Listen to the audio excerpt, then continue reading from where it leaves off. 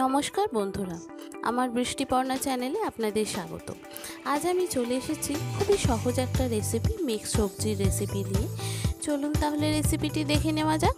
আমি এখানে শিম, গাজর, মূলো, এটা হচ্ছে আলু, মটর কড়াই, তারপরে হচ্ছে বিট সব নিয়েছি। যত রকম সবজি আপনার বাড়িতে আছে, বিনস থাকলে বিনস, যা কিছু, ফুলকপি থাকলে ফুলকপি, যত রকম সবজি আপনার বাড়িতে আছে আপনি সেইগুলো দিয়ে এইটা করতে পারেন। তো এই যতগুলো সবজি মোটামুটি আমার বাড়িতে ছিল, সব কটা সবজি আমি ধুয়ে পরিষ্কার করে কেটে নিয়েছি। আর মটর কড়াইগুলো ছাড়িয়ে রেখেছিলাম, একটু কলা বেরিয়ে গেছে। এবার কড়াইতে প্রথমে তেল দেব, সর্ষের তেল আর সাদা তেল মিক্সড করে দেব। এই সাদা তেল আর সর্ষের তেল মিক্সড করে দিলে দেখবেন এই তরকারির স্বাদটা খুব ভালো হয়। এবার এই তেলটা গরম হতে হতে এতে একটু ফোড়ন দেব। প্রথমে জিরে ফোড়ন দেব, একটু পাঁচ ফোড়ন দেব, আর একটু শুকনো লঙ্কা, তেজপাতা, আপনি সেগুলোও ফোড়ন দিতে পারেন। দিয়ে এবার একটুখানি পেঁয়াজ কেটে নিয়েছি, একটা ছোট সাইজের পেঁয়াজ, খুব বেশি না দিলেও চলে। যদি আপনি নিরামিষ করতে চান তাহলে পেঁয়াজটা আপনি এখানে স্কিপ করতে পারেন। এবার এখানে পেঁয়াজটা ভালো করে ভাজা হয়ে গেছে, সব সবজিগুলো আমি একবারেই দিয়ে দিলাম, কেননা ছোট ছোট করে কাটা তো, এখানে আলুটাও সিদ্ধ হয়ে যাবে, মূলো, বিট, গাজর সবই সিদ্ধ হয়ে যাবে।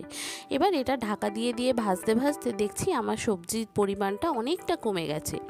এবার এটাকে ভালো করে একটু নেড়ে ভালো করে ভেজে নিয়ে বেসিক যে মশলাগুলো আছে সেই বেসিক মশলাগুলো এক এক করে এর মধ্যে দিয়ে দেব।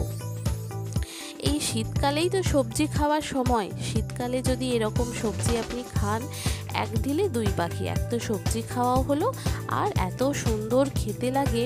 আপনি এটা রুটি, পরোটা, রাতের দিকে যদি করেন, রুটি, পরোটা সবের সাথে খেতে পারবেন, এত সুন্দর খেতে হয়। এবার আমি এখানে নুন, হলুদ, একটু জিরে গুঁড়ো, ধনে গুঁড়ো, আদা বাটা, এখানে আদা বাটা আমার আদাটা শেষ হয়ে গেছিলো, সেজন্য আমি একটু গুঁড়ো আদা দিয়েছি। আপনাদের পেস্ট থাকলে পেস্টই দিতে পারেন, পেস্টটা আমার শেষ হয়ে গেছিলো সেই জন্য একটু গুঁড়ো আদা দিয়ে দিলাম। দিয়ে এটাকে আমি ভালো করে কষিয়ে নেব, ভালো করে মশলাটা এর সঙ্গে মিশিয়ে নেব। দিয়ে এটা একটু ভালো করে কষানোর পর তারপরে পরিমাণ মতো আমি জল দেব। দিয়ে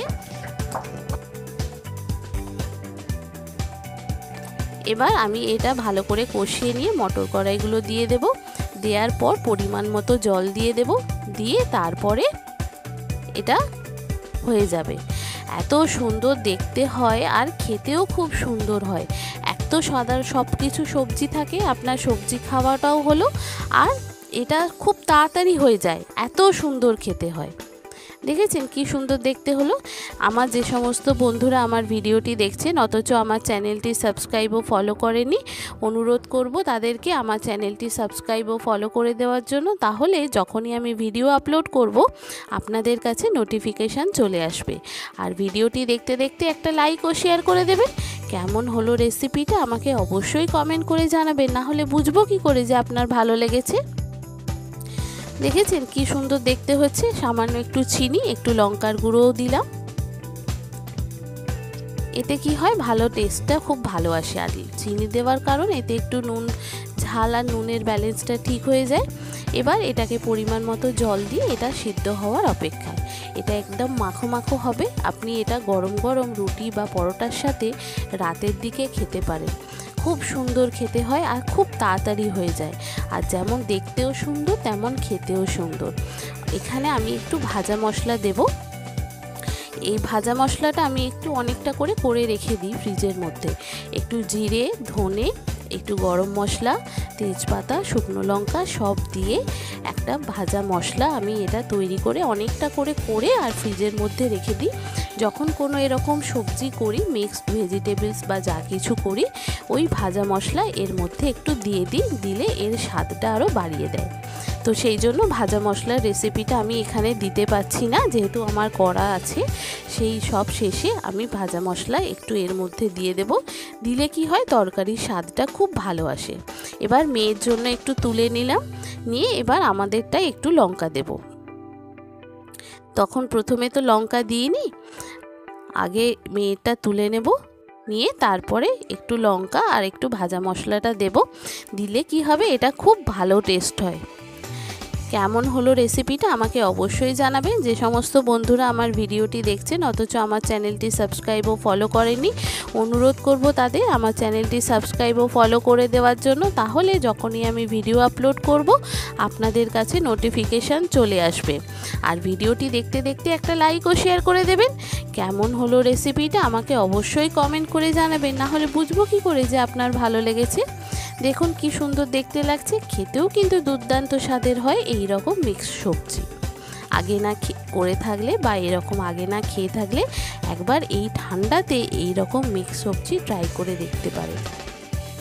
খুব সুন্দর দেখতে হয়, খেতেও খুব সুন্দর হয়। আর রাতে রুটি পরোটার সাথে এত সুন্দর খেতে লাগে, ছোট বাচ্চা বা বড় সবারই সবজি খাওয়া খুবই দরকার। আর এই রকমভাবে যদি মিক্স সবজি করেন, বড়দের বলুন ছোটদের বলুন সবারই সবজি খাওয়াটা হয়ে যায়। কেমন হলো আমাকে অবশ্যই কমেন্ট করে জানাবেন। ভালো লাগলে একটা লাইক ও শেয়ার করে দেবেন। যে সমস্ত বন্ধুরা আমার ভিডিওটি দেখছেন অথচ চ্যানেলটি সাবস্ক্রাইব ও ফলো করেননি, অনুরোধ করব তাদের আমার চ্যানেলটি সাবস্ক্রাইব ও ফলো করে দেওয়ার জন্য। তাহলে যখনই নতুন নতুন ভিডিও আপলোড করব আপনাদের কাছে নোটিফিকেশান চলে আসবে। দেখেছেন কি সুন্দর দেখতে হয়েছে। রাত্রিবেলা রুটি পরোটার সাথে এত সুন্দর খেতে লাগে, প্রায় দিনই এই সবজিটা আমাদের বাড়িতে হয়। আজকে ভাবলাম আপনাদের সঙ্গে এই রেসিপিটা শেয়ার করি। কেমন হলো জানাবেন। থ্যাংক ইউ বন্ধুরা।